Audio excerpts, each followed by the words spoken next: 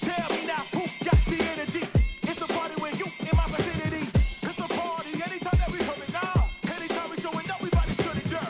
Yeah, this got me feeling amazing. Shooting my shot, never miss. We call it greatness. We do it right, then they all react. And we got the crowd saying, are you ready to get down? Are you ready to get down? When I say bigger, y'all say bounce. Bigger, bigger, yeah. Yeah, we do it real big. We do it way bigger.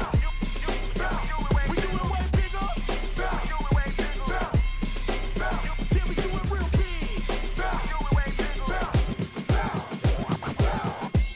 You know we coming back with it. On the ones and twos, the running man with it. We make 'em jump, man, they couldn't handle it. Pour me another one if you can handle it. Hey, yeah, we make it look easy. Partying with us, the only way that you believe it. It's a good time, so we had to bring it back. And we got the crowd saying, are you ready to get down? Are you ready to get down? When I say bigger, y'all say bounce. Bigger, bigger, yeah. Yeah, we do it real big. We do it way bigger.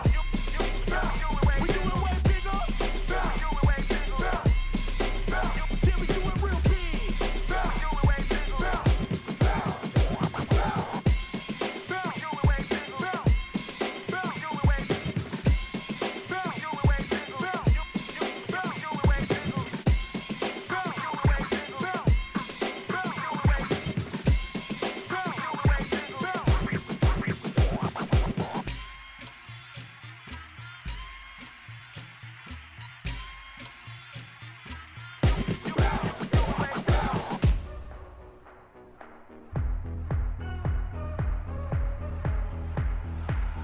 Something happened when you walked out through my door. Can't imagine what my life was like before. Oh, oh, oh, oh, oh. Oh, oh, oh, oh, oh. I'm a dreamer, but never dreamed a thing like this. What a feeling, flying through the universe. Oh, oh, oh, oh, oh. Oh, oh, oh, oh, oh. Living the best day of my life. Living the best day of my life. Living the best day of my life. Oh, living the best day of my life. Living the best day of my life. Living the best day of my life. Oh, yeah, yeah, yeah. The best day of my life. Best day of my life. Yeah, yeah, yeah. Best day of my life. Best day of my life. Watch it shimmer. All the glitter turns to gold. What a picture. See the future now unfold. Oh, oh, oh, oh, oh. Oh, oh, oh, oh, oh. Living the best day of my life. Living the best day of my life. Living the best day of my life. Living the best day of my life. Living the best day of my life. Living the best day of my life. Yeah, yeah, yeah. The best day of my life. Best day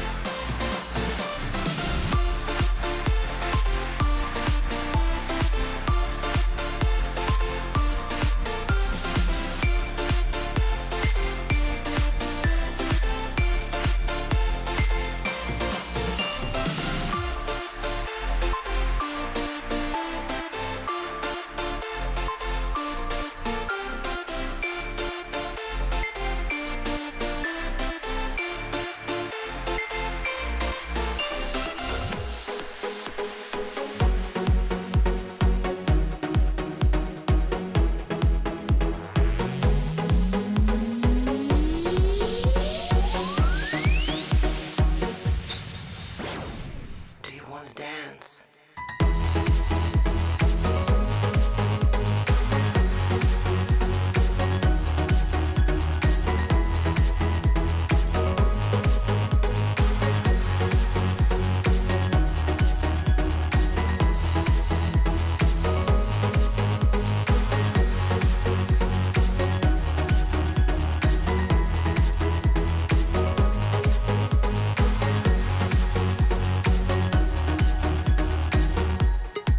To the house beat.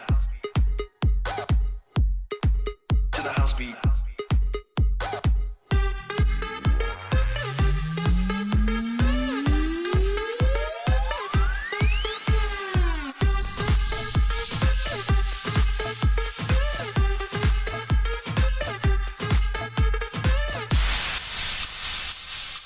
Follow me.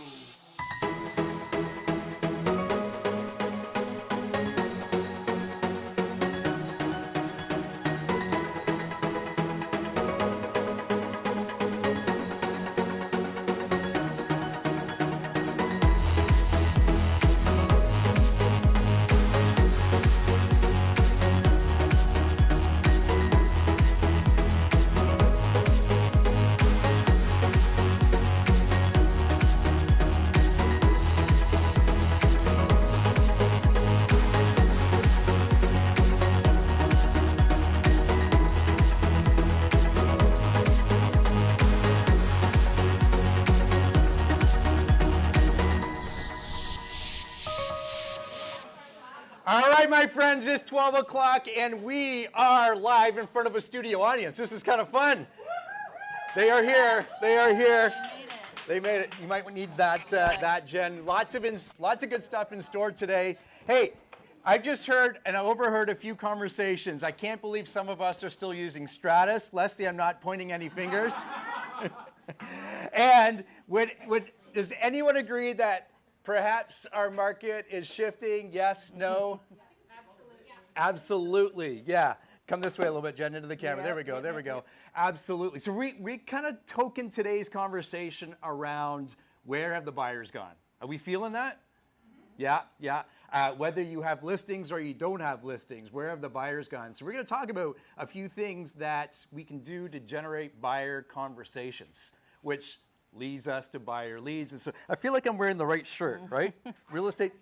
Yes, you Real do, estate Stevie. is a contact sport. Yes, yes. sir. Of course, we're going to have a mortgage update from Nicole and some best practices from our broker record, because these are the times where we got to dot our I's 3-4 times, cross our T's even more than perhaps we've been used to, because when things go sideways in a market like this, they can go sideways pretty good. Yeah, Jen? Yep, and fast. And Get fast. in fast, yep. We don't want that. We don't want that. So lots of great stuff going on. We're going to share the screen here, and let's see if this works. So far, so good. Okay, so this is all new for us. I like the in-person feature of this as well. And the first thing we should talk about, Jen, is our mission. If you want to take on this slide, I'll do the next one. Yeah, sure. The whole slide or just Sure. the first line? All right. To build careers worth having, businesses worth owning, lives worth living, experiences worth giving, and legacies worth leaving. Excellent. And of course, we follow that up with our vision to be the real estate company of choice for agents and their customers, which is really your customers, your clients. And yeah, our value, God, family, then business. Excellent. And our belief systems, our beliefs is the win-win or no deal, integrity, do the right thing, customers always come first, our commitment in all things, communication, seek first to understand ideas. This is my favorite one. Seek first to understand ideas before results, teamwork and trust, equity, and of course, success results through others, right? Through other people. Excellent, excellent. So we have probably some cool things happening. And first, Jen, we should welcome some of our new agents to KW. Yeah, absolutely. We're going to welcome Brandon, Taylor, Ashley, Rashika, and Andrew. Yeah. Excellent. I love when agents join us because sometimes they don't know what they're in for, and we got a lot of stuff ready for them as well. And There we go. Again, what we're talking about today, we got a Trussa. We're not going to dive deep into Trussa at all, but we do have an upcoming workshop that is mandatory because this is affecting how we do business. And it's important that we show up to the session next week, so we'll have some information about that. As I mentioned, broker news, and of course we're going to talk about buyer lead gen as I mentioned. And this is pretty cool. We've got a new segment, or I should say, we're bringing back a segment and some new red share feature interviews. Of course, our mortgage update. We got and I know a lot of people have been asking, what is agent innovation? What are Gary and Colin doing? We're going to talk about that at a very high level, so there's some clarity around that. And of course, Jen and I are going to talk about what's going on in the market. And Jen, I'm gonna just start with this, just one simple question. The coaching clients or our agents that you're in contact with every day. Yeah. I'm gonna throw this. This is totally off the cuff. Is there a number one question or number one topic that's coming up? Yeah, I think the number one thing is, what do I do now, Yeah. right? I'm getting asked that a lot. What do I do right now? And the answer, the conversations that we've been having have been focused on educating your clients, being a source of value and knowledge, and letting them know what the opportunities are at hand. For sellers, it could be potentially not selling. That might be a conversation you're having. Is that what we think we should say as a realtor? Probably not. Is it the conversation you might want to discuss depending on their circumstance? Absolutely, because that might be the best decision for them financially, and that will be future business for you and future referrals, because believe it or not, you're going to get more referrals by telling someone not to sell than you will by telling them to sell in a market that isn't beneficial to them, obviously, even if you provide great service. And then on the buy side, of course, it's how do we educate our buyers to the opportunities, take them away from fear and into what this market could do for them and how it could benefit them in the future. Excellent, excellent. And we're going to dive a little bit deeper into some of that conversation, and everyone's going to get, and we have some handouts here today, everyone's going to get in their email a buyer lead gen playbook. And this is just a few pages on conversations you can have with potential buyer or clients. Things you can do. We have a fun little giveaway we're going to do a little bit later. Who does drop-off gifts? Who, if you're not, you should be. Mm-hmm. You should be, because these are some of the easiest things you can possibly do for a client. And it just, again, it's reminding people that you are their realtor of choice. And if you're not talking to them, who is, Jen? Everybody else. Everybody else, yeah. like everybody else, like all right? the other realtors. Speaking of drop-off gifts, there are donuts and muffins in the back, courtesy of Nicole. If you guys would like to have a snack while you listen. Yeah. That's scary. Oh, God. Excellent, excellent, good stuff. Okay, we're going to dive into some of that a little bit later, as mentioned. But next up, we're gonna invite broker record Jonathan Reed to talk about some of the best practices we can be doing in our business, so it supports our clients as well.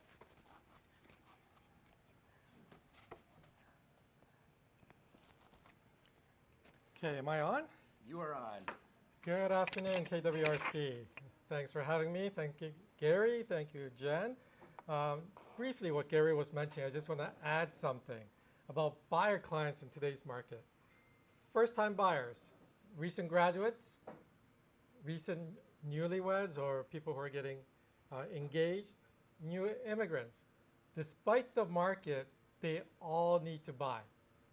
So for all of you who've been only working on the listing so far, here's a brand new opportunity to have all these new buyers that you can contact for your purchases as well as for your listings. Just wanted to add that, Gary. Secondly, what I want to do is I want to do some best practices. So on my first list is SkySlope and Kriya's DocuSign. Unfortunately, we haven't received the level of service or level of support from SkySlope as a company. So SkySlope Forms was never an app or service that Trev or us had really pushed. We did push SkySlope DigiSign, and there's a difference. There's two different services offered by SkySlope. One is DigiSign, which is the signing portion. The other is the forms. And we've never really supported the forums or pushed the forums. But what I want to tell you guys today is please use Korea's or your old web forms, okay? Because if we don't get support from SkySlope, it's very difficult for us to support you, our agents, our partners, okay? And how you can do that, I know Authentisign is no longer offered. If on the left-hand column of Korea's web form, there's a shopping cart. If you click that, you're going to go to an option where you can have DocuSign incorporate into your web forms. And it'll be just like Authentisign as before. So please utilize that. However, we did upload the schedules with all of the clauses onto SkySlope for those of you who are still using it, but that's as far as we can go. We don't have a separate clause format where you can just drop in clauses onto a Schedule A because SkySlope doesn't offer it. So we can't offer it. So that's where our limitations lies. So until SkySlope brings up, I think there were about 10 features that Authentisign had provided. It's very difficult for us to use that. So please take that to heart. If you're going to use SkySlope, we'll try to help you as best we can, but it's very little support. So go back to web forms and use DocuSign with it. You can still use DigiSign. I think DigiSign is up and coming. It's really something that's great. But in terms of creating your offers, please use please use web forms. Thank you. Secondly, once I mentioned this once last year, but we're going to go over it again. Mutual releases. A mutual release is an agreement between two parties, which is the buyer side and the seller side. So before it comes to the manager or the broker record to get it signed, you need to have accepted the mutual release by two parties. So the confirmation of acceptance or the execution before it comes to the managers. On very seldom occasions, as the buy side, I will sign as a broker before you send it to the other party. But that's only on the buy side. Never, ever, ever, never on the sales side.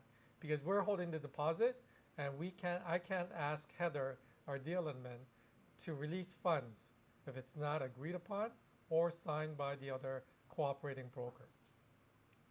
Okay?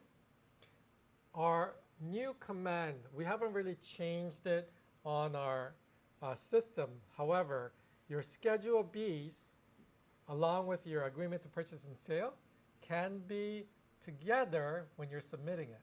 Doesn't have to be separated anymore. Okay? I mentioned that in our last team meeting, so it could be totally together. So you don't have to have Schedule B separated.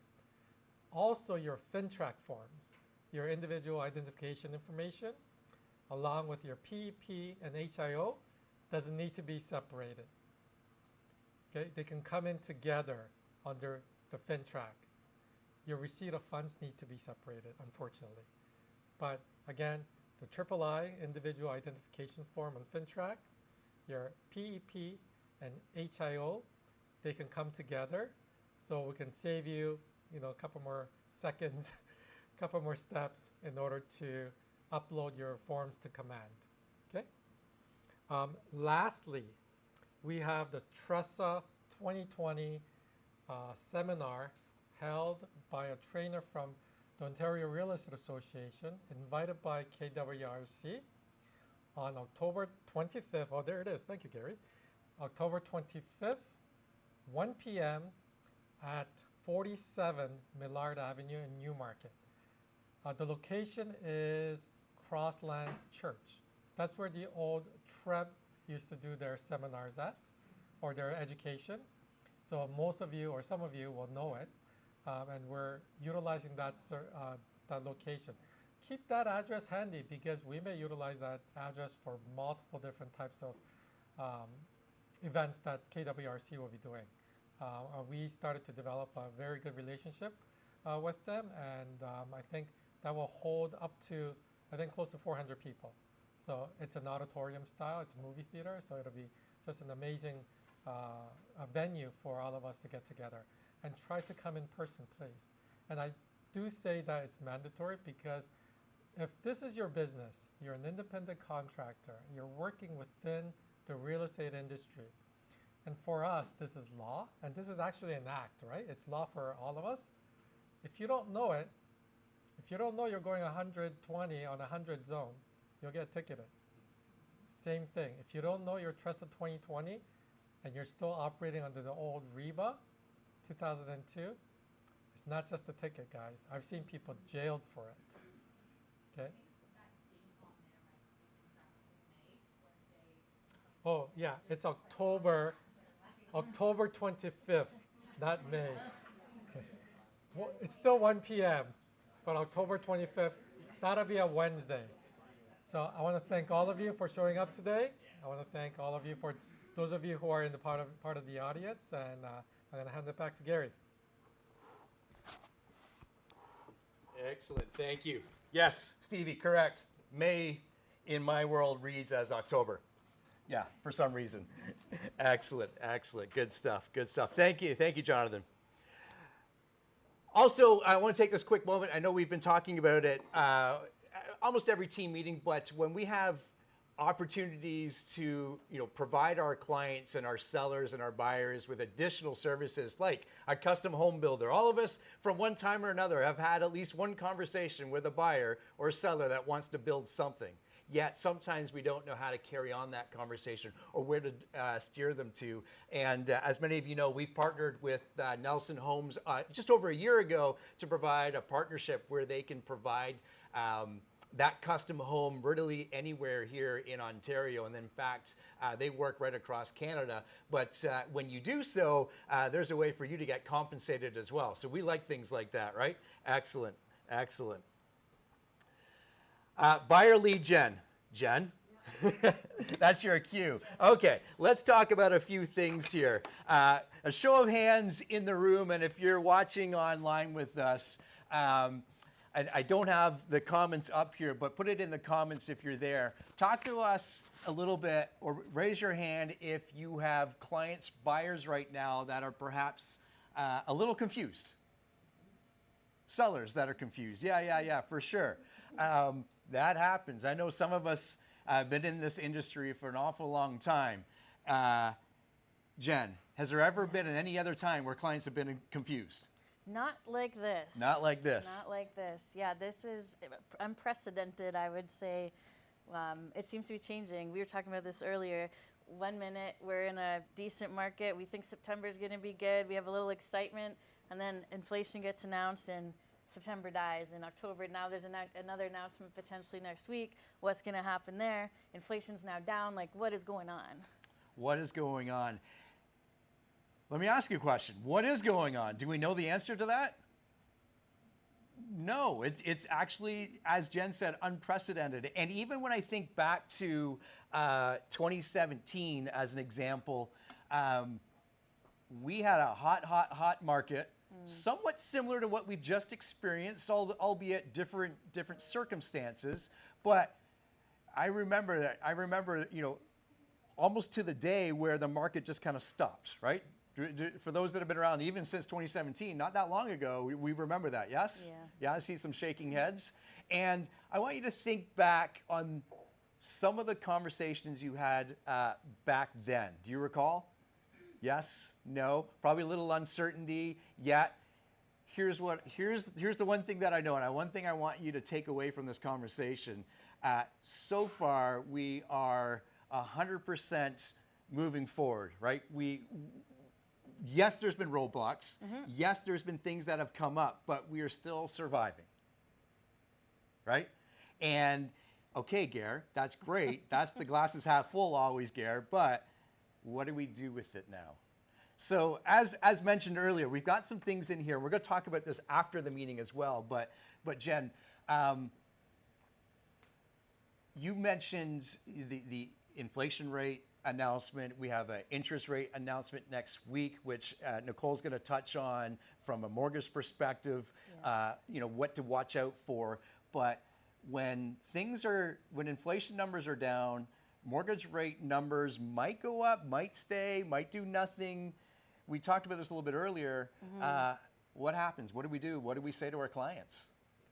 Well, I think the first thing that happens is our clients react, right? So they pull back.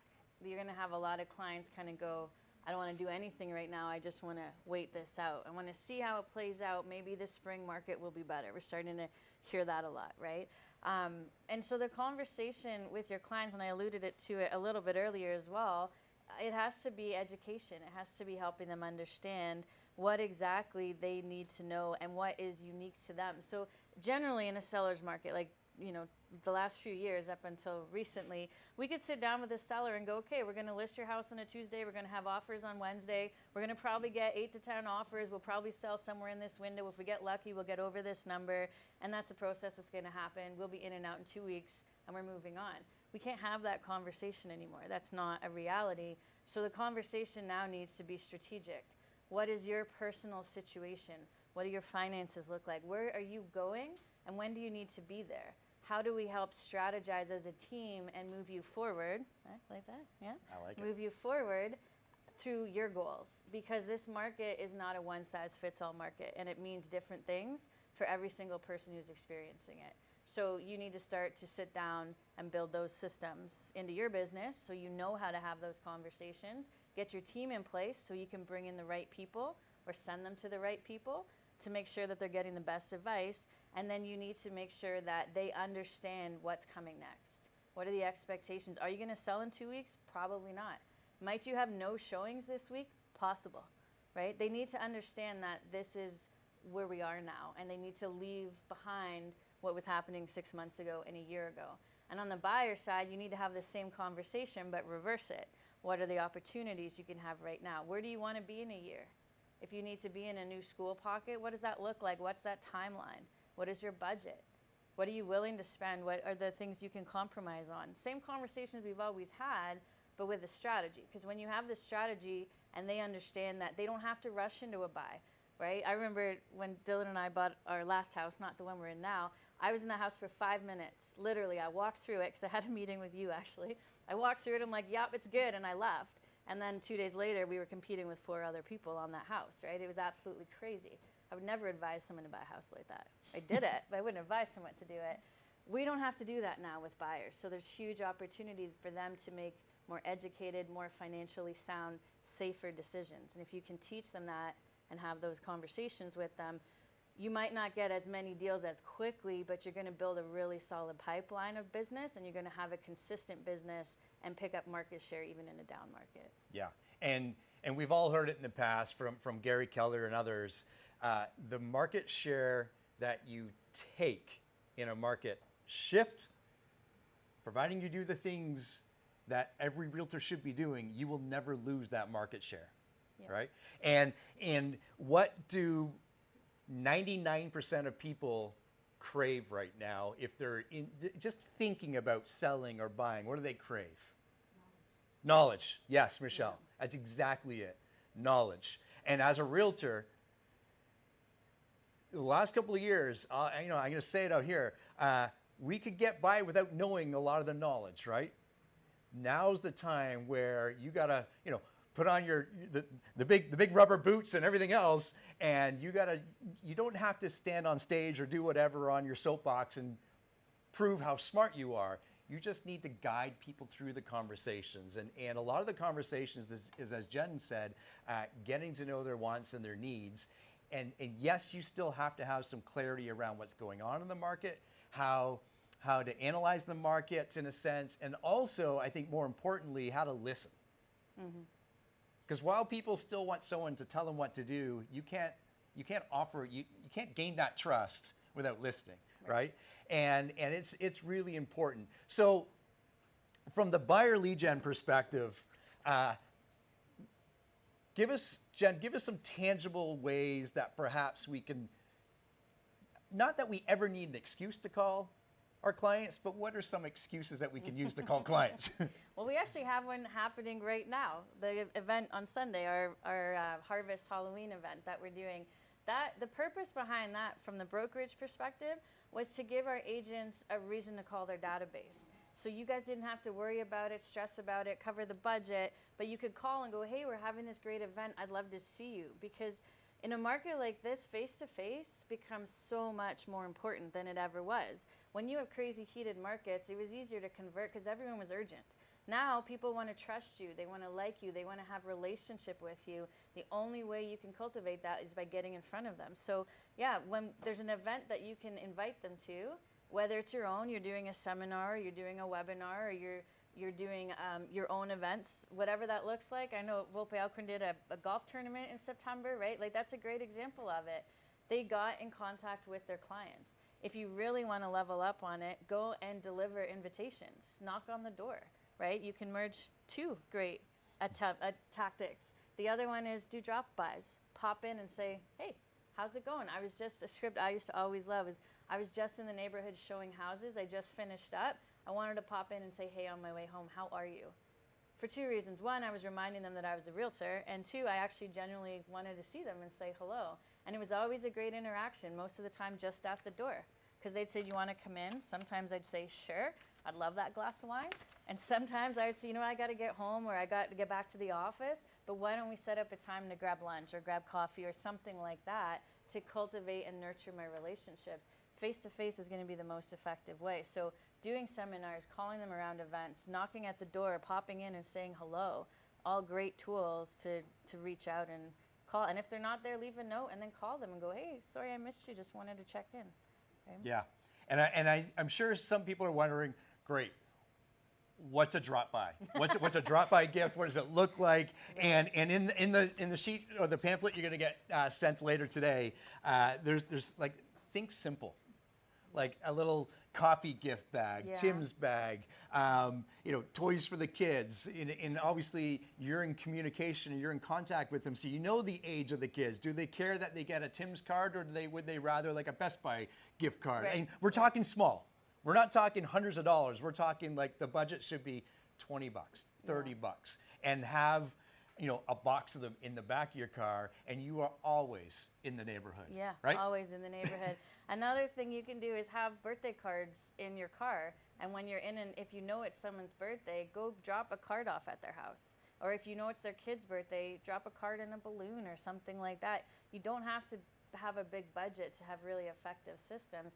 You just need to be organized. Organized, yeah. Yeah. And outside of the drop-bys, and if you're looking for other ways to connect with your clients, where it's not just, hey, here's what the home did around the corner from you, or here's what the market's doing. I'm terrible at remembering birthdays or other important dates. So why not call your client and remind them that, hey, it's your spouse's birthday next week, or it's whatever next week, or your anniversary's coming up. Does she know? Does he know? That type of thing. Have some fun with it, right? Yeah. And that's 2 phone calls, right? That's the call to remind me my anniversary's coming up, and the day of, that's calling my wife to wish her anniversary, right? Get creative and think outside the box of some stuff like that. Yeah, and know your clients, because they might not all receive that well, Yeah. depending on your client. But yeah, if you know them well enough, you can gauge if someone would find that funny or offensive, depending Yeah. on the situation. Yeah. Another great one that I always utilized in my business was tickets. We used to do one-of-a-kind show tickets and the Distillery District tickets. You can buy them online. It's like $6 a person. And then we would send out either a printed letter or an email saying we have these tickets for you to thank you for being a great customer and your referrals throughout the year. So if they hadn't given them, I might get some from them. And then basically I would either hand deliver the tickets if you have time, depending on your schedule. Most of the time you get them electronically now. You could also email them to them or text them to them and go, hey, here's the tickets. I'm actually going to be there on Sunday. Hope to see you there.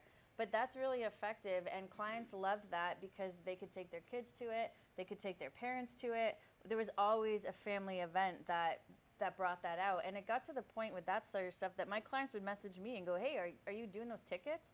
I'm like, okay, it's September, you need to calm down. But yes, we are doing the tickets because they got used to that being something we did, and they associated me with it, which was great because then they got into conversation with me and I didn't have to do anything. And then, of course, you have your multiple connections with them. So you can do things like that. And that was still a pretty low budget. If I had people in my sphere that I nurtured, I maybe bought 60 tickets because I knew that was roughly the percentage that were going to put their hand up and say, yeah, I want 3 tickets or I want 4 tickets. It usually worked out to be $300 or $400. It wasn't anything crazy, but it was hugely impactful. Excellent, excellent. So, as mentioned, you are going to be getting that in your email right after the team meeting. There's different ideas in there, different conversations, everything from obviously what we just talked about to different ideas for phone calls or blogs or posts or videos or all sorts of stuff. So leverage that for sure. Good stuff. Thanks, Jen. Appreciate that. Good stuff. This is fun. If it wakes up for me. There we go. We did mention that we're going to our Red Chair interviews again, and we're going to celebrate Rachel Grace, who sat down with us and talked to us why she chose Keller Williams and her experience there. So let's watch what Rachel has to say here.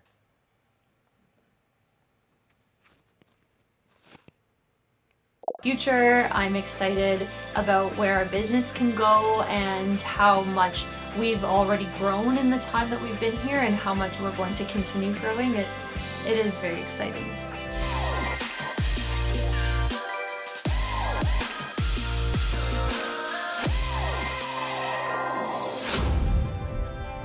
My name is Rachel Grace and I've been with KW since August 2022.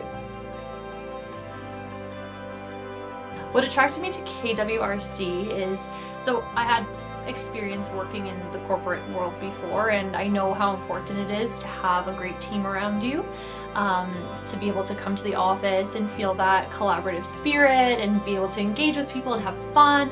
And when we were first introduced to KWRC, we felt that right away.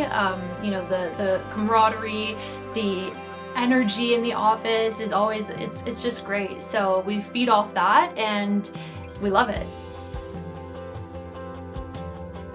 What I love most about KWRC, the people, to be able to lean on each other. You know, we have such great support systems between the coaches, other, you know, more seasoned realtors, our broker of record, the front office staff. Like, everyone is just so kind and supportive and willing to chat and work with us and help us through problems that we're having. And to be able to take that back to our clients, I think, is what really makes us feel confident and stand out compared to other agents.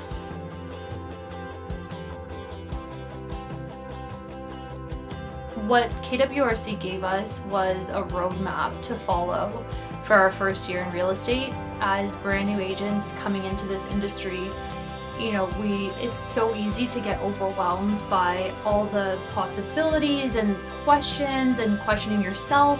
And for the coaching program and for everyone to be able to provide us direction on where to go and what to do, and then we make it our own along the way. So we can bring our own flair to it, we bring our own creativity, but to have that map in place to follow has been so helpful in staying above water in this first year.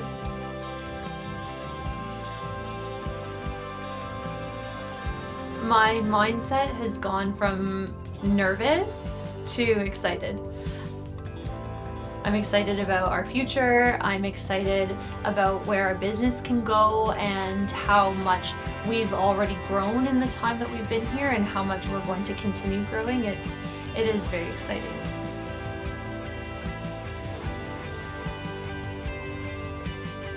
KWRC culture, collaborative, supportive. You know, there's a lot of competition in this industry.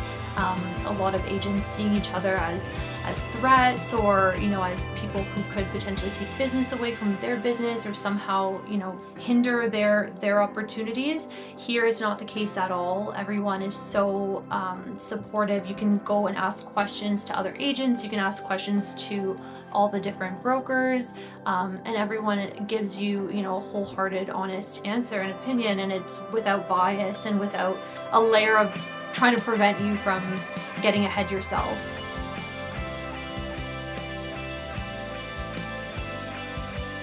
If you're looking for a new brokerage, find a brokerage where you're going to have fun.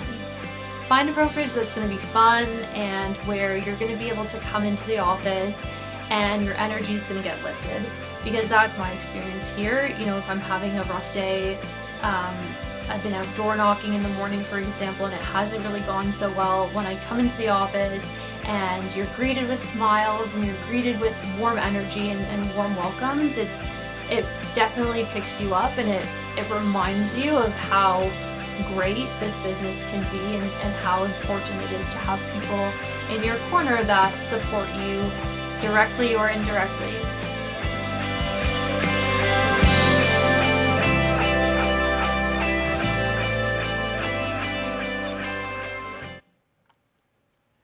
To see those come out, it's always neat to hear someone's story, and now you kind of feel connected with Rachel as well. So when you see her, say hi, and thank you for sharing that story with us.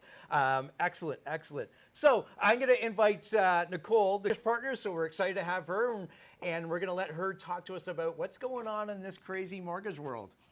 Welcome, Nicole. Not enough time for all the craziness, but thanks, Gary. Thanks for having me, guys. Honestly, you and Jen pretty much just kind of said a lot of it for me already in the sense of right now, just education is key. And so we had a really big weekend in the mortgage world. We had our kind of big annual conference, lots of information. I will say that right now, this is actually something I genuinely admit to clients, is that even as an industry expert, we don't have a crystal ball. We don't know exactly what is going to happen. We give, advice on, the best of our ability. Right now, based on everything we took from the weekend, with, seeing a decrease in inflation, we are hopeful that we're going to still hold steady for next week. Again, we don't know, right? There are also so many other things and external factors that are happening in the world these days, in the economy, that have effects on rates and just the market in general. So right now, they're saying anywhere from about 15 to 20% that there is still a possibility of another increase with the Bank of Canada next week. That'll be on Wednesday. But for now, we're hopeful that we're going to hold steady just a little bit more. I do find that even, again, being in the industry, it's a little tough to figure out who to listen to, where to really get your information. There are a ton of economists out there, and often you're getting conflicting information from them. And so this is just a personal preference, but I do tend to favor, his name is Benjamin Tal. He's one of the chief economists from CIBC. And so he seems to think that, kind of the worst is over, if I can kind of say it that way, right? So again, let's not hold our breath, but hopeful that is kind of, what's to come. All that being said, this is something I still am very careful and cautious when speaking with your clients, because again, you guys said it so well, there's so much hesitation, there's so much uncertainty. Clients, literally the conversations are doing this. I'm sure you guys are having the exact same thing. And even when you guys, kind of get them to the finish line, or so you think, and they're over on with myself or your brokers, it's that same hesitation, right? One minute I'm doing a pre-approval and I'm great with a client, and then they call me, we're going to wait until the spring or what have you, right? But one thing I really, really want to emphasize is again, exactly what you said. It's that education. I can't tell you guys how many times I get a call in any given week, and sometimes it's not even an actual referral. It's just somebody who calls me up, saw me on social or somewhere. What's the best rate you have? What's this? What's that? And just it's so rate specific. And the conversation almost always shifts from me giving them an answer to what they want, which is not any favorable numbers. And I'll speak about that in a second. But it's helping them really understand what their goals are and how we can help, because I can't stress enough, guys, not all products are created equal, nor are the lenders. And I think this is one of the biggest things that if you guys take away anything from what I'm saying today, it's that right now it really, really depends on whoever you're working with for your financing needs. They need to understand the products. I'm not going to sugarcoat it. It is tough right now. Even your average, first-time home buyer deal that's usually cookie cutter, it's hard to qualify. And it's not because we've got multiple products or multiple properties. Like I said, it could be a straight, simple and easy first-time home buyer purchase. But the income, the debts that's been accrued over COVID or whatever the case is, it is challenging. And so I often will get a conversation or a call from somebody, and we'll say, okay, hey, this is, sometimes it's just a second opinion. I do a lot of those. And 99.9% of the time, I'm able to find a different solution or something else for them, simply because I know my lenders, and different lenders and different products out there can provide different solutions for clients. So it's so important for you to really be particular with who you're aligning yourself with and have those conversations. And earlier is better. One of the biggest challenges that I'm facing right now is, for lack of a better way of saying it, fixing things. Nicole, can you fix this? Can I get a second opinion?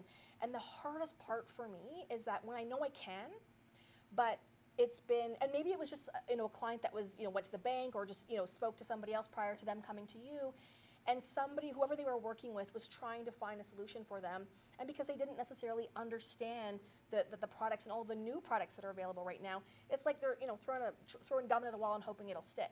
And so when a client's, whether it's a purchase or whatever it may be, in your case mostly a purchase, if that's been shopped around, and when I say shopped around, I'm not just saying specifically for rates, but if it's just been given to different lenders, it makes your broker, it's really difficult for us to be able to sort of navigate, and it just gets messy. And I'm not saying we can't do it, but it's just messier. So I guess what I'm saying at the end of it is speak to your partners, your financing partners, call them up, ask them. Like, it's not that you guys need to really get involved, because I know a lot of times you're just like, oh, it's a financing thing, I don't want to be involved in it, and that's totally cool.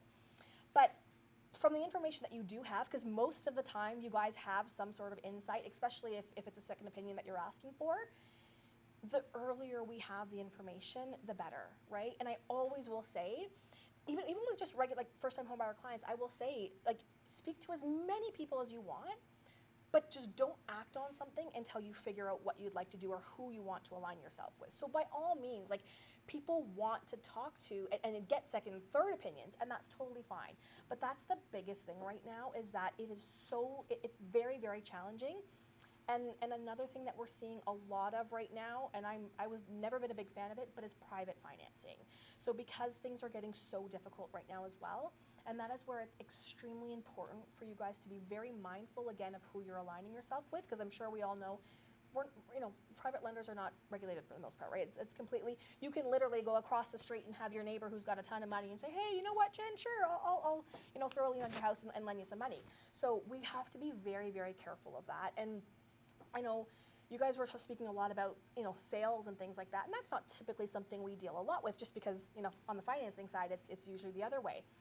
But the reality is that we're seeing a lot of struggles as well with people who are wanting to sell and buy because things are just not selling on time. And so we have to be very strategic with how we plan those things as well, to make sure that a client's financing is not going to fall through, especially if we need bridging and things like that, right? So it's always important to make sure that we're thinking ahead and we have a plan B if something like that does fall through. How are we going to make sure that we can actually, qualify the client or keep them even in a sort of temporary solution? So those are the things I just kind of wanted you guys to be mindful of.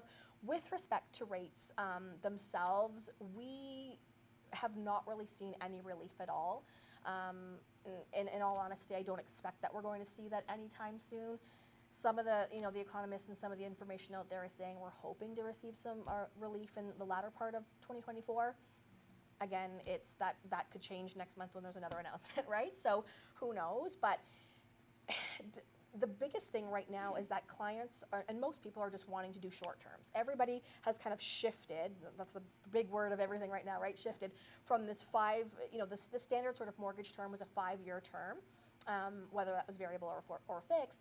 And most borrowers right now are wanting to go towards a shorter term, 2-year, 3-year.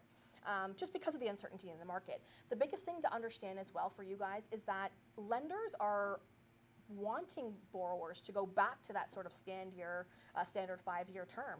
They want stability in terms of how much money they're going to make for a longer period of time.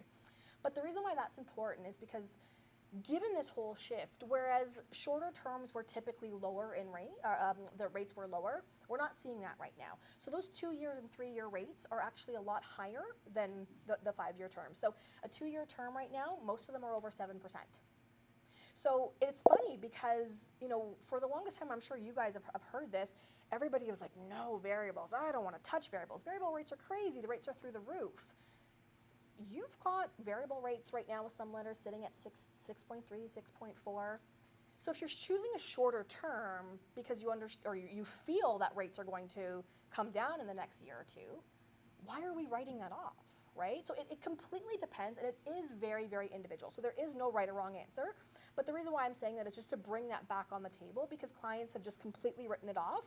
And the rate themselves, as I'm sure you guys know, changes or affects the affordability of your client. Because right now with our stress test, we have to tack 2% on everything and the rates that you're getting in every scenario to stress test a client, right? So that difference of 30, 40 basis points will make a difference, especially for those first-time home buyers that we're trying to squeeze every single cent. Stevie, yeah?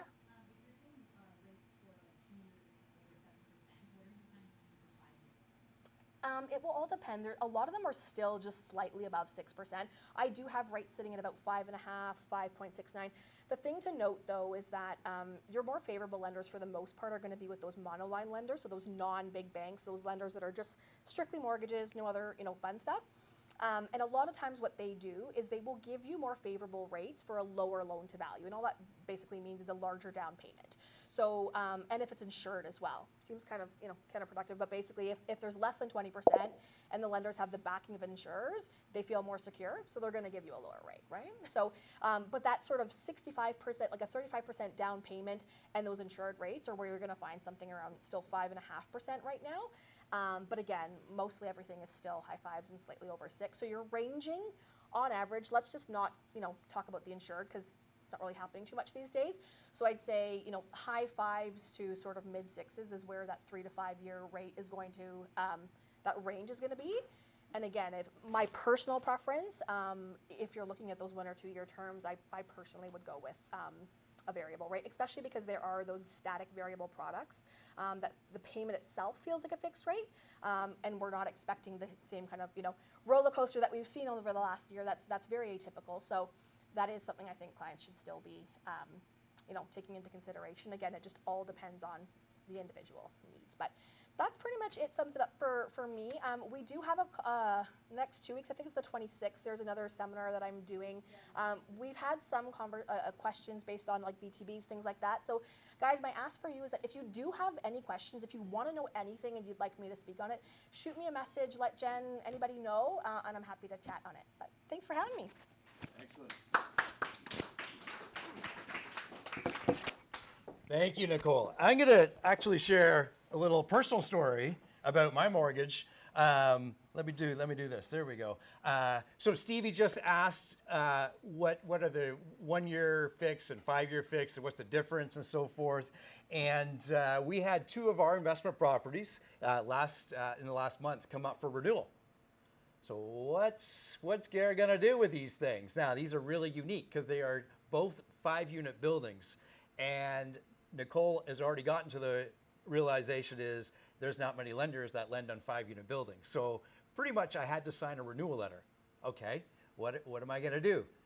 Well, I looked at it and my interest rate went up to, I have it here, I have the mortgage doc here, 7.14%. What I chose was a 1 year fixed. And I'll probably do it again next year because chances are in 24 months from now, rates I'm hoping are down into the perfect if they're 4s. They're going to be cheaper. They're definitely going to be cheaper than where I'm at right now. Now here's the other piece, and I was going to talk about this a little bit later, but we can talk about it now. We always hear about the interest rate's this, and a $1 million property, you're getting 20% down, it's an $800,000 mortgage. Like that sounds crazy to a lot of people, especially if you've owned homes as long as some of us have in here, 20 plus years or more. That's a big mortgage. On the flip side, you have investors like myself or other people in the room that have owned these 2 investment properties for almost 15 years. Do you want to know what the mortgage balance is on those properties? I know the number because I can look it up right here. I can't look it up fast enough. It's about $75,000. So what my point is, the media and everybody else is if you go on Twitter, you can get down the wrong Twitter feed and all of a sudden the sky's falling. Yet you have people like myself perhaps that have owned properties such a long time that it's really annoying that the interest rates have bumped up, and I'm really frustrated. However, the grand scheme of things, a 5-unit building is going to carry a $75,000 mortgage because I've owned it that long, right? So there's 2 sides to every coin, obviously, right? That's kind of my point here. I can see you want to say something, No, Nicole. I was just gonna say, and that is like that example is the perfect, in terms of where do you take those and how do you do that? The one thing I do want to mention on that though that we're actually seeing just as a little bit of a, in most cases you're safe, right? Because whenever we know that there's going to be sort of maybe a potential challenge with qualifying for a renewal, my first conversation with clients is, all right, well we're not going to be able to shop you around. We're just going to stick with the same lender, so we don't have any issues, and we just kind of sign off, and you're stuck with your 714 or whatever it was. But we are seeing now, whereas lenders were super lazy before, they didn't care, they didn't re-adjudicate or pay attention to credit or anything like that. We are starting to see that at renewals, lenders are paying attention. They're looking at credit. They're seeing if you're still the quality borrower that they want. So that's something to just be mindful as well. You remind people with the renewals, just to make sure that again you're speaking to somebody up front, because we can't just automatically assume that we're going to be able to sign off on that. Yeah, yeah. So what Nicole's saying for those on camera here or on the stream is look at those renewal letters, make a couple phone calls to that lender to ask if there's something better that they can provide them that isn't in the letter. And go ahead, Jonathan. I just want to say that also OSFI, which is the Office of the Superintendent for Financial Institutions, has mandated that the banks give you an alternative. They have to work with you to find some kind of solution. So, so for your clients that are out there that are thinking, that there is no hope, unfortunately, we can't interfere. Like, we can't even handle that conversation unless we're kind of part of the conversation. But like Nicole, mortgage brokers, they can provide some insight. But OSFI has mandated that they help their consumers. Yeah, yeah. And so encourage your clients. So this is the valuable conversation you could be having with buyers and sellers, right? If you're living in a house and they're your client, they most likely have a mortgage, albeit sometimes that mortgage balance might be different on different scenarios. So there's lots we can dive deep in on. And remind me, Jen, later when we do some of the market insights, remind me and ask me about my home equity line of credit. Something funny happened there. Okay. Yeah, just this last month. Good stuff. Excellent. Thank you, Nicole. Always appreciate your insight, and Jonathan, thank you as well. Good stuff. Okay, moving along, and as we mentioned at our last month's team meeting, we have a new allied partner for Elite Marketing. So any of your branding pieces, reach out to Jen at Elite Marketing. Whether you need some flyers done for your listings or what have you, or you want to be rebranded as a realtor, anything like that, reach out to Jen Gowland at Elite Marketing. Good stuff. Where are we going now? KWRC events. Jen, as she comes on stage here, mentioned this not too long ago about our Harvest Festival. Talk to us a little bit about that. Sure. Just give me one. Yeah, second. sorry, I should have. Wasn't prepared. Yeah. So on Sunday we have our Halloween Harvest Festival. It is at Marquee Family Farm in King, and it's going to be actually a really cool event. I just went there on Monday. I met with them. We kind of checked it all out. They've got like zip lines. They've got cornhole. They've got a corn maze. They've got this whole cool play area for kids with like little tractor things they can ride on. They've got photo op spaces set up. There's going to be corn. You're going to get feed for the animals. They've got goats and little horses and other stuff that you'll get a free bag. Your guests will get a bag. You can feed the animals. We also will be having a pumpkin for every family, so your clients will be gifted a pumpkin as well. And it's just a cool way for you guys to invite them out, like we talked about. Give them a call, get in front of them, spend some FaceTime together, and celebrate, the season with your clients. And we also have little gift bags made for all of the kids. So if you do know that you have children coming, please let me know. We can set aside the amount of bags you need. There's some little toys, some stickers, some candy, erasers, stuff like that in there for them. It's all Halloween decorated, and it's all provided by the brokerage, so it's absolutely no cost to you guys. Nicole is helping us sponsoring some of the hot chocolate that they have on site, so your guests will be able to get hot chocolate, and that will be covered as well.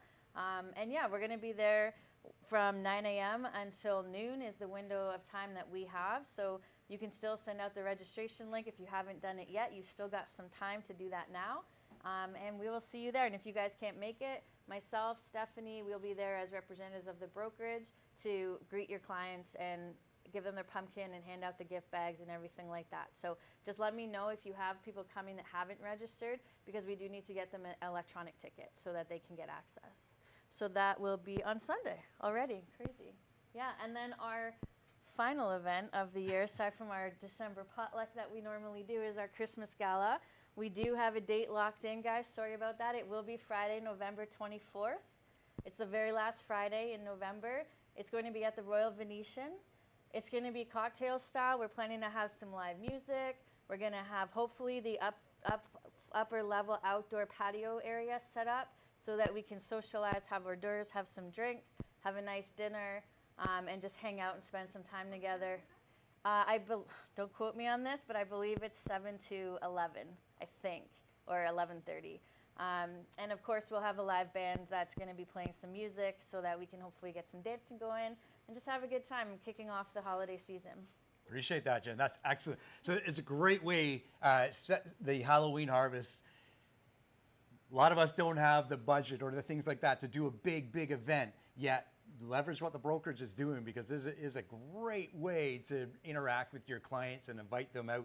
Absolutely outstanding. Thank you. As we move along here, this is pretty cool. Last couple of years, we've been using a website provider for kwrealtycenters.com, and that's where users could go on and look at listings, and some of you would have received some leads through that way. And we are updating that website. We're changing providers, so it's going to be revamped. The website URL remains the same, but you can see there launching on November 1st. And the cool thing with this is for a lot of us that have listings, the listings, when people visit them, those leads will automatically be sent to you, because Jen, you're sending out a handful of leads a week. Yep. It's not one of our main lead gen sources, but leads do come in, and it's a great and much better system than what we've been using, and we'll be able to do some pretty neat things with that. The host of that is, some of you have probably are aware of them, Realty Ninja. They offer partner discounts to any of our agents, so we get it. Some of us love Command and others would rather use something else, and that's okay. It's all personal preference. So if it's something else that you want to use for your branded websites, you can use this and get a discount, and we'll send out this information in an email as well, so you have it available to you there. But you can see there's 15% discount on a monthly basis. It's a really great website, Yeah, and lots of great tools and so forth. So check it out, Realty Ninja. And if you want that discount code, take a picture of this, or obviously we'll be sending out more info on that. So that's good stuff. Good stuff. Moving forward. Okay. Quick little video from our president, Mr. Mark King, here as we wrap up the year. Hello, Keller Williams family. Mark King here, president of Keller Williams Realty International. And it's the fourth quarter. It's the time where we both end a strong year and begin a very strong 2024.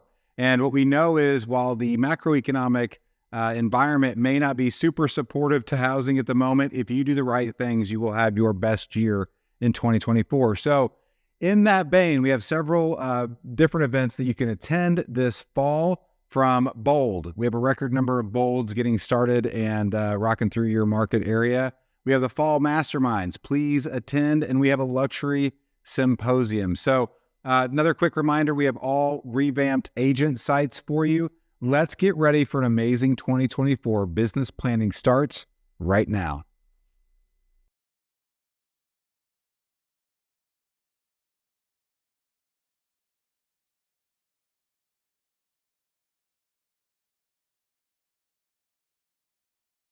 I'm going to vamp a little bit. Yeah. So one of the things that we wanted to point out was that with Keller Williams, they always have great training going on, whether it's virtual or it's in person. We don't always highlight it at the highest level, so we wanted to start to bring that to the brokerage more. A lot of the events that are currently happening, there's the Luxury Symposium, the Built to Last Workshop, and the Wellness Retreat. Those are all happening over the next week or two. And there are some masterminds happening in Phoenix as well that are happening all of next week. I know a lot of agents are planning to head to that. But these sorts of events, they're always posted on KW Connect. So if you are looking to find what's coming, we will do a better job of letting you know, but also go to your mykw.com and just log into the education part. There's an upcoming events section, and everything that's upcoming will be listed there. So mega camps, family reunion, masterminds, workshops, bolds, all of that is there for you. So you can register yourself if you plan to attend, and see what the company is offering as well. Excellent. The fall masterminds is pretty cool. They will also do one in the spring. So obviously this is somewhat short notice if you're just learning about it, but perhaps it's something you can think about for next year, whether it's the spring or next fall. It's always great to rub shoulders with like-minded people. Excellent. Thanks. Good stuff. Okay, what's up next? Here we go. Okay, Jen, family reunion. I'm going. Are you going? I'm going. Yeah. Good stuff, good stuff. So as you can see there, it's in Vegas. Wow, my laptop's really struggling, but it won't struggle when we're in Vegas. How's that sound? I'm excited to go because there's a couple of things. We just lost it, but that's okay. Maybe it's me. Are you stepping on something? I could be, who knows? I love family reunion. The fact that, as I just mentioned, we get to rub shoulders with like-minded people. And also, I was like this on Vegas, I'm gonna be honest, but now that I've seen videos of the Sphere, I am like this on Vegas, and I can't wait to go. So we're gonna have a lot of fun things around that, and look for some of that information going forward. We do have a block of rooms reserved, right? We do, yeah. We have 20 rooms reserved. Some are taken, but we do have them at the KW rate right now, but they're specific to our office. So if you are planning to go and you want to lock into a room, you haven't already let Steph or myself know, please let us know because we can extend that again if we need more rooms. I think we have about 4 left. We've got a decent group going right now, so it's pretty exciting. There's some people going I've never gone with, so it's going to be interesting to do that with them in Vegas. Yes. Yeah. Family reunion with first timers is always a lot of fun. Stevie's shaking her head. Yeah, for sure. Good stuff. Good stuff. Okay, moving on. Hopefully my laptop will stay with us here. We'll see where we're going next because I don't remember. This is exciting. Dun dun dun. I don't know what's happening here. Mashup maybe? We'll see. I don't remember. We'll see. Here's what we got going on.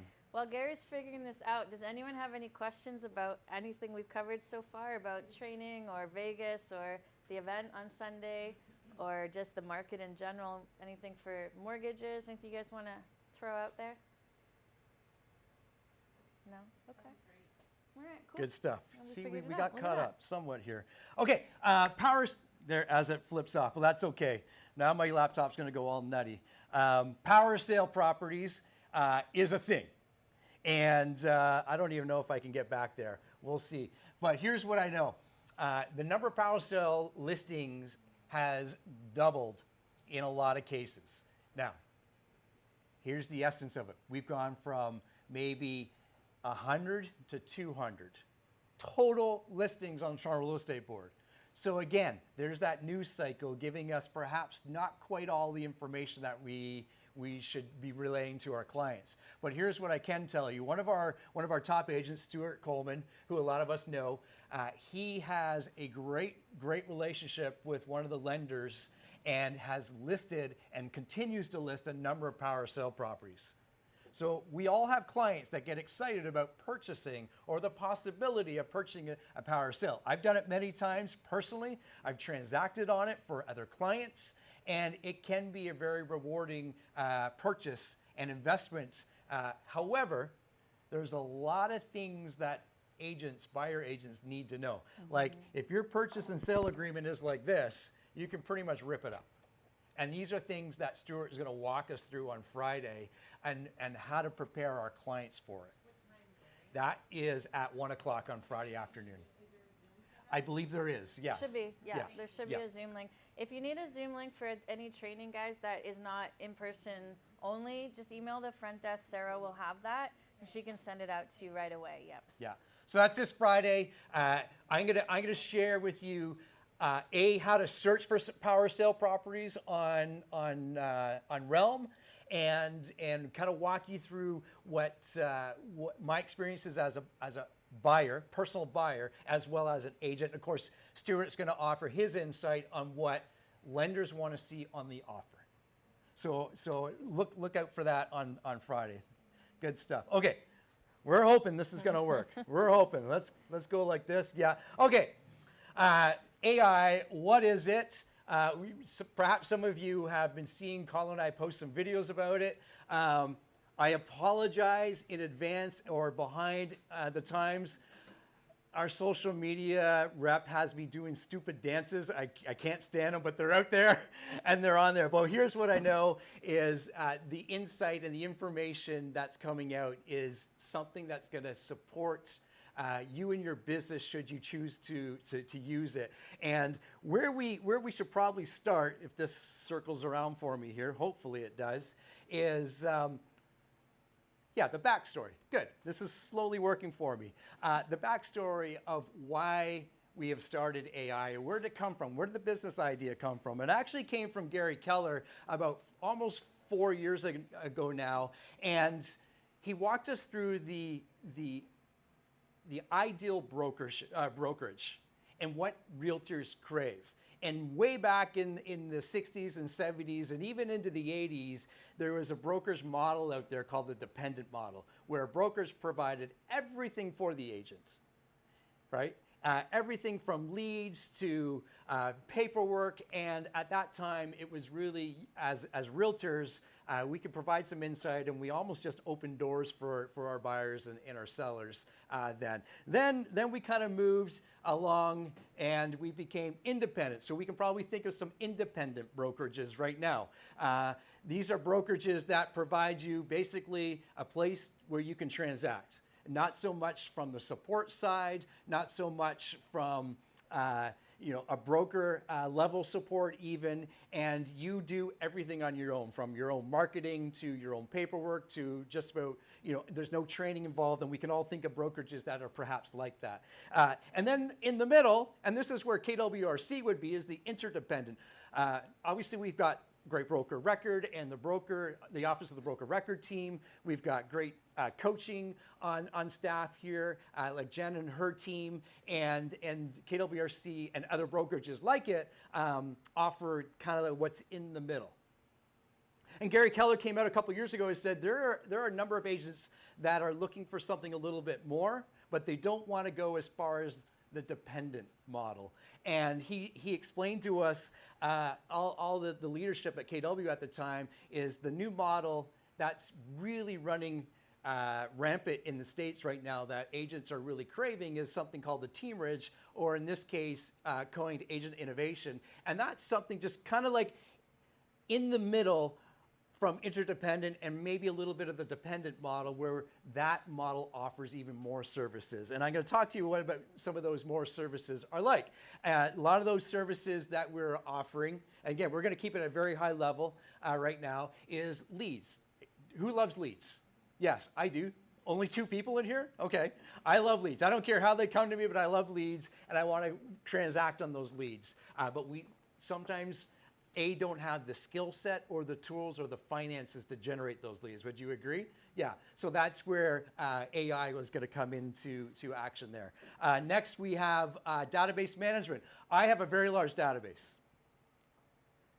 I don't manage it very well if I leave it up to me, right? And I see some people shaking their heads in here. Some of us need that extra insight or someone to go in there. And I know when I had my full-time admin, that was their role, to go manage that database. Gary, you need to talk to this person, you need to talk to this person, follow up with this person. So that's the database management piece of it. And there's many more things here, but again, I'm going to keep it very high level. Training and consulting, that's somewhat self-explanatory. And the one piece I love, and I just mentioned when I had my full-time admin, I've had a couple of full-time admins, and there's ebbs and flows in the market where perhaps you could use 2 full-time admins, and then maybe there's a flow in the market where I don't necessarily need a full-time admin. So we have admin support on an a la carte piece, as well as, and if this was available to me when I was selling a full-time contract to closing admin, I would love that. So what that means is you go write an offer, it gets accepted. What do you do with it? Well, you give it to the admin team, and they will walk the client through from beginning to end with the brokerage and everything else in between. So we have a lot of paperwork in real estate, yes?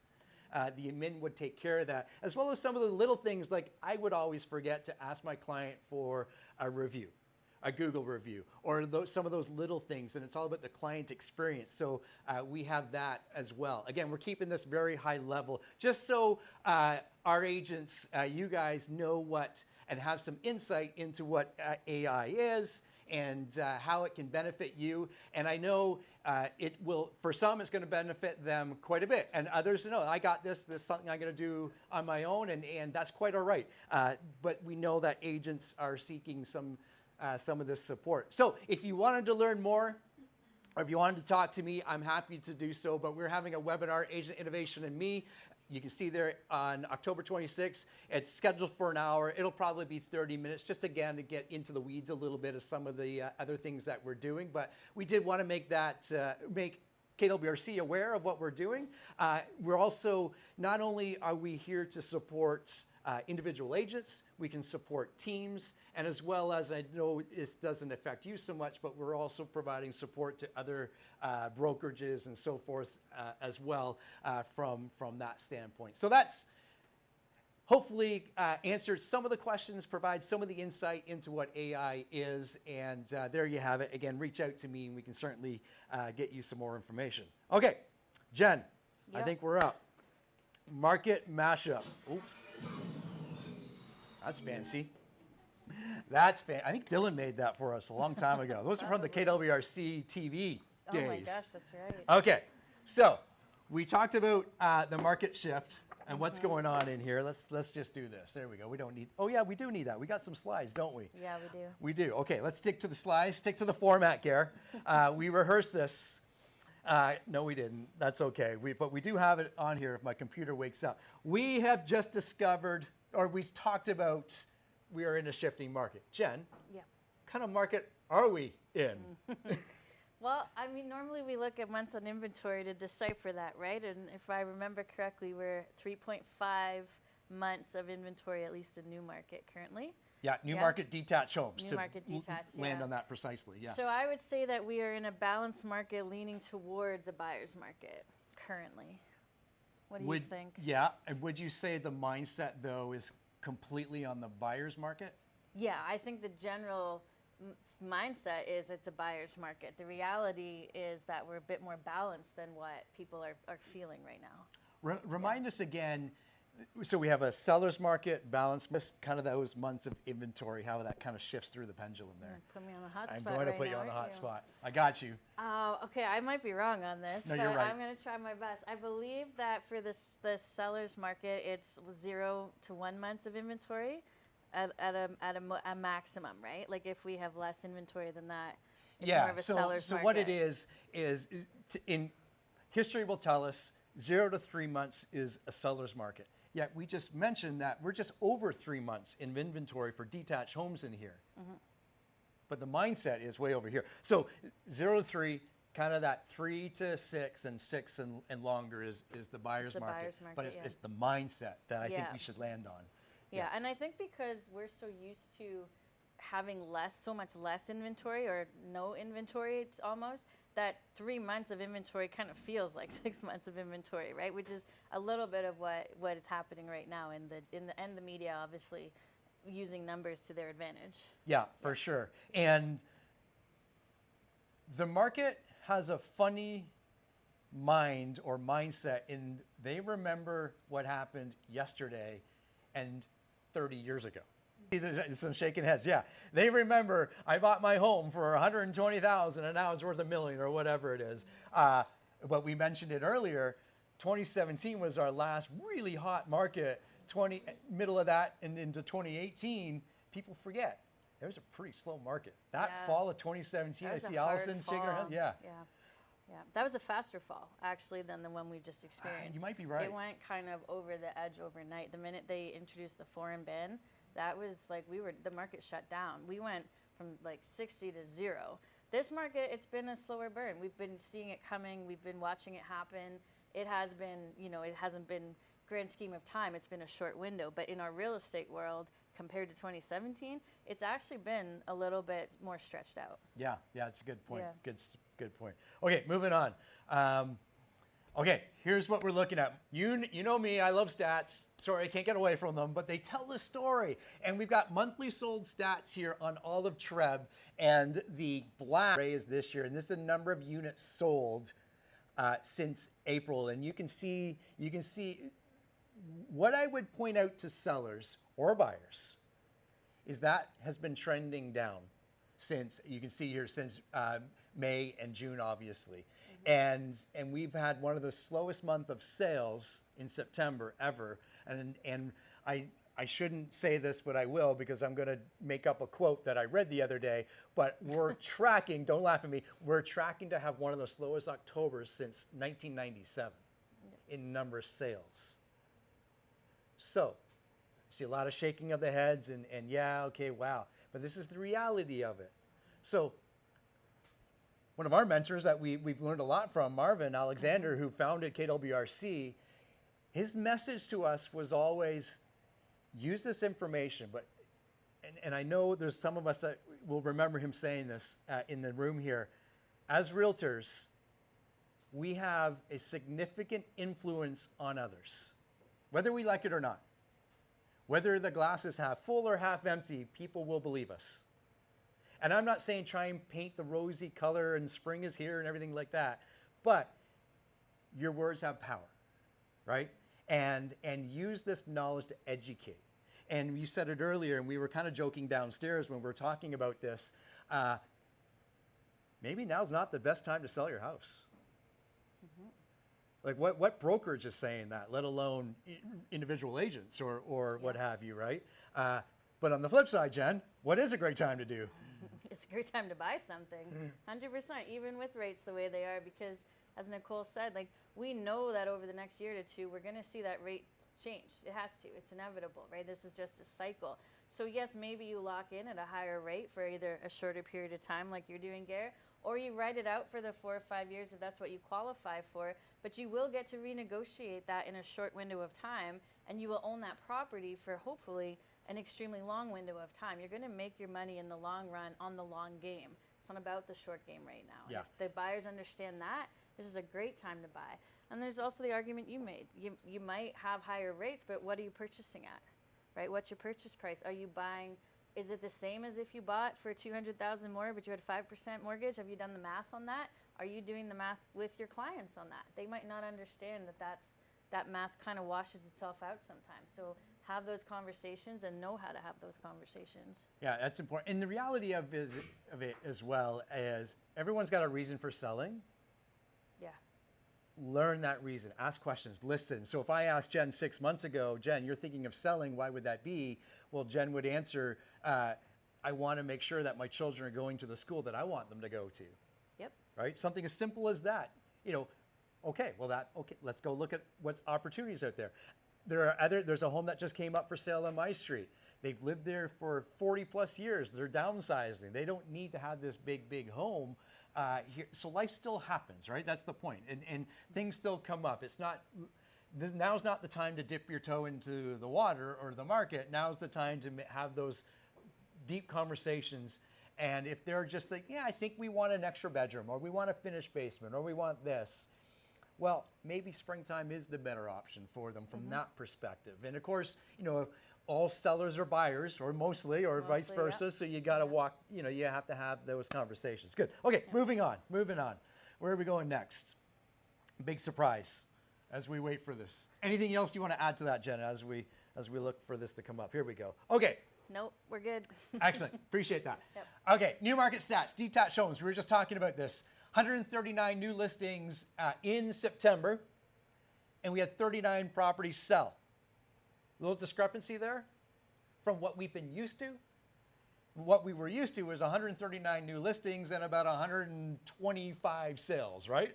So there's that mindset, right? We just gotta we gotta get used to, or the normal, because this is kind of the normal market, right? Yeah, that's what I was gonna say. I'm like, we're so not used to this that this is scary, and yet this is a normal market for most of the rest of the country all the time, right? Like 3 months of inventory is not a lot of inventory when you think about it. We're just not used to it, so it's uncomfortable for us right now. Yeah. And I think on the next slide here, as we wait for it to pop, oh, it's gonna come up fast. Okay. Hey. I love this, and I know some of Michelle, we were looking at this number of showings, and we all have access to this on Broker Bay. Thank you. We all have access to this. So what I searched was, in the analytics on it, was detached homes in Newmarket, and currently there's 132 listings in Newmarket, and these are the number of showings per day. So if you have a buyer or seller, is this valuable information? Absolutely. You can see on the 16th, which was yesterday, 2 days ago, there was 27 showings. Now, granted, later, or that would have been Monday. Yeah. Yeah. The weekend was busier. Yeah. Yeah. Yeah. But you've got days in there. Of course, we had Thanksgiving, so I think the 9th was Thanksgiving I was weekend. gonna say, there's a pattern here. Mondays are just low days for showing. So you can share that with your client. Go, hey, on Mondays, we probably will have less activity. Don't be freaked out by that. Yeah. That's the pattern. That's normal. That's what data lets us understand. It helps us have better conversations. Yeah, for sure. So, as an example, on the 16th, 27 showings versus 132 listings. That's what? I'm going to do terrible math here, but 15 to about 17% of the homes only got showings. 80-ish, we'll call it, percent didn't. Yeah. Right? So this is, again, it's not just, Gary, why is no one coming to view our home? Well, in actual fact, the entire market's not showing homes today or yesterday or what have you. So use this data to educate both buyers and sellers for sure. It makes me think of, for those of you in the WhatsApp CAP group, Vincent threw out a pretty great script yesterday or the day before now, I can't remember, and he referenced that. He was talking about the stats, and he said, Mr. and Mrs. Seller, right now X amount of homes are selling and there's X amount of homes on the market, which means 1 in 4 homes are currently 1 in 4 are currently selling. Out of those homes, which one do you want to be? Yeah. It's like, what a great script, right? And I kind of butchered it a little. Vincent probably nailed that, but that's the idea of the conversations you need to be having. They need to understand why it's important to be priced a certain way, why you need to show better, why you need to be marketed at a higher level in order to be the one that those 27 people go to on Monday. Otherwise, you're not going to sell. You're not going to get your price, right? Excellent, excellent. Yeah, yeah, good stuff. Okay, moving on. I think we got one last question here.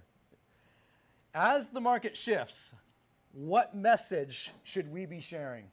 I feel like we've answered this a little I bit. think so. Yeah, I think we've covered it well. But I think the answer, to sum it up, is what is their personal strategy and giving them the direction and the roadmap on how to execute that. That's the message. And everybody has a unique roadmap right now. It's not cookie cutter.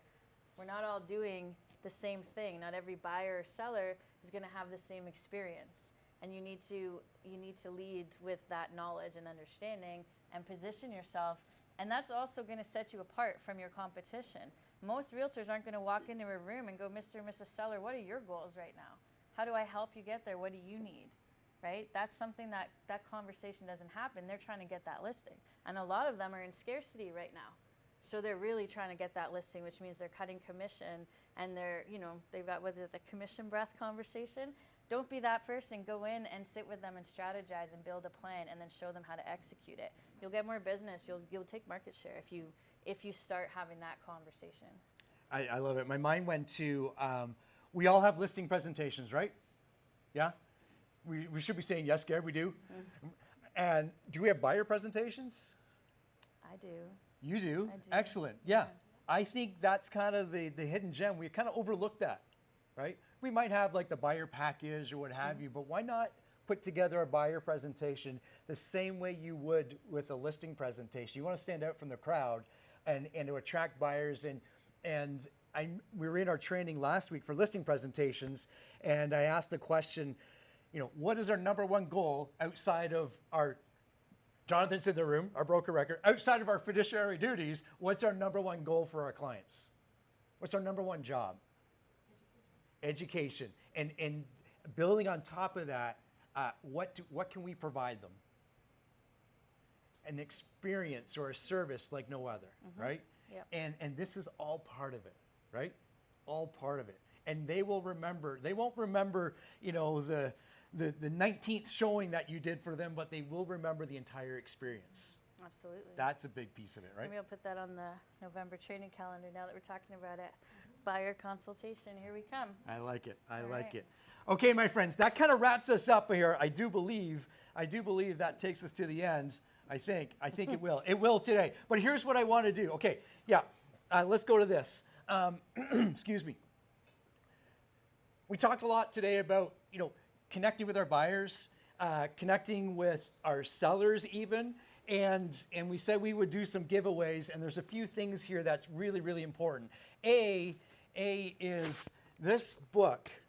We all know the red book. It's in the shelf over there, The Millionaire Real Estate Agent. That is great for building a business and referring back to your realtor business and so forth, right, Jen? Yep. The Shift book won't be the crystal ball that we really, really want, but it does provide us insight on how to read what's going on. And this book will also maybe open up some thoughts and conversations to have with your clients. So we've got 2 of them here, and Jen's going to give them away. Oh, you're okay. gonna give them away. Make sure that the person you give it to has to dedicate to reading it, though, because it is, trust me, it is very, very, very, very valuable. Good stuff. Do I just get to arbitrarily pick? This is awesome. Well, if they say, Gary or Jen, I'm not going to read it, then don't. That's We fair, need that's fair. dedication, because this will help your clients. All right, let's do a challenge. Who is willing to commit to reading this book in the next 30 days? All right. Yes. I got 2. That's 1. Jonathan, excellent. go. Good stuff. Okay, we also mentioned, and this is the beauty of coming in person, we talked about drop-by gifts. Drop-by gifts, as Jen mentioned earlier, are some of the easiest things in the world to do. And we put together a little drop-by gift, although it's in a cooler, but don't worry about the cooler, warm me up fall gift, and there's a couple of things in the pocket here too, I believe. But Jen? Yeah. You're gonna give this away too. You have to commit before dinner of dropping that by someone. Okay, so it's got the KWRC blanket in it. There's some keychains and stuff in it, but again, it's a reason to go and visit your client. Jen, you're gonna give that out. Next month we'll have some more stuff. So excellent, excellent. My friends, thank you for being here in person. I like the live studio audience. This is kind of cool. Thank you for being online with us. We'll see everybody next month.